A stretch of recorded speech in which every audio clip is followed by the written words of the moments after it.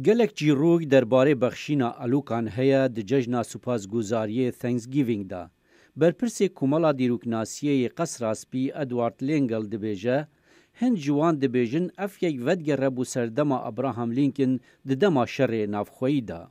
He had a son named Tad. وی کرک هبو بناوی تد دربار علوکی وی ده هنک حنک دناورا وی و ابراهام لیکل ده چه بون دما علوکی خوال دور صندوقین هلبجارتنا سال 1864 دگران ابراهام لینکلن جه پرسی چما توی دیگرینی قیت آنی او جی دنگی خواه بده؟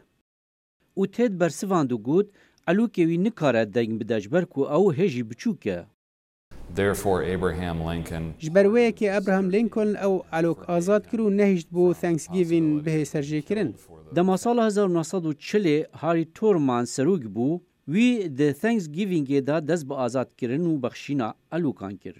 Piştî nêzîkî 20 salan di dokumentkirîneka vê bûyerê da John F. Kennedy biryar daye ku ew elûkê aniya Qesra Spî bû Thanksgiving serbest bihê berdan. Kennedy gotiye, nexêr ez bawerim ez ê vê elûkî azad bikim bila mezin bibe. we know that ام دزانن کو وی نریته جه سردما جون کندی ده دست پیکریه و جوه چغه ده حتان هاته بردوام کرن.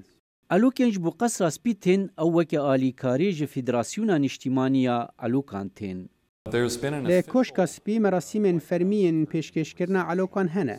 راستی او جدما هیری ترومن وته. بنرینا من او جارا یکی بو به مراسمک جماوری.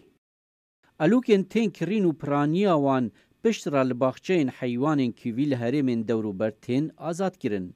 Lêyên têne lênan ew serok ji pereyên xwe dikire û li gor hezkirina wî û malbata wî.